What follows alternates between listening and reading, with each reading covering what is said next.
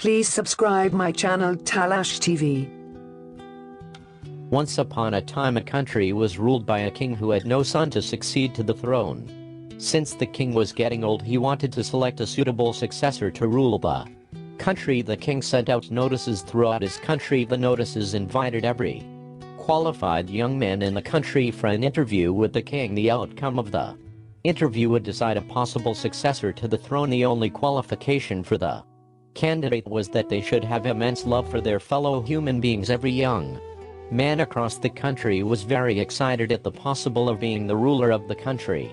A poor young man from a remote village also read the notice and started to prepare for an interview with the king. The man was a king man, a hard-working man, but he was very poor due to various circumstances. The man had no good clothes to be presentable in the king, so the young man worked really hard and saved some money to buy him proper clothes and supplies to support him for a long journey to the place. After he got his supplies and a proper attire for the interview, the young man set out on his quest. He traveled many days and had almost completed the journey when he come upon a poor beggar by the side of the road. The poor beggar sat trembling in the cold, covered only in taller rags. The beggar extended his arms and pleaded for help. His work voice croaked, "I am hungry and cold, please help me, sir." The young man was so moved by the pathetic condition of the beggar that he immediately stripped his new attire and offered it to him. He also provided him with his very limited food he had carried for the journey. The beggar thanked the man 1,000 times, but since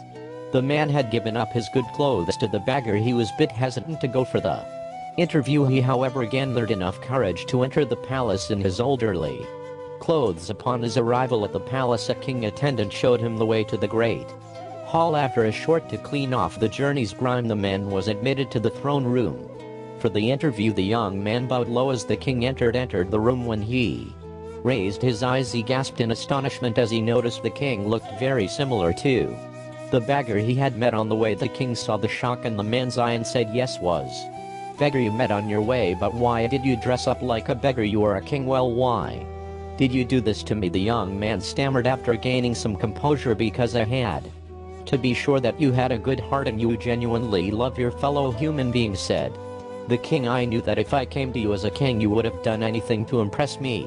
But that way I would never have known what is truly in your heart. The generosity and love to the one in need without expecting anything in return is sign of a great heart. Looking at your love generosity towards the beggar man proved that you sincerely love your fellow human beings. This country need a leader who would work for the welfare of all of the nation, not just ones who would offer and cater to the throne. You have proven that you are the right person to be my successor," promised the king. "You see, in life kindness is more important than wisdom, and the recognition of this is the beginning of wisdom." Theodore Isaac Rubin. The heart filled with compassion and love, the greatest gift we can give to the world. A king in this land today might be rich and glamorous, might have the power and all the might, but this kingdom is worthless compared to a rich heart of a beggarman. Please subscribe my channel STAAAAAY TV.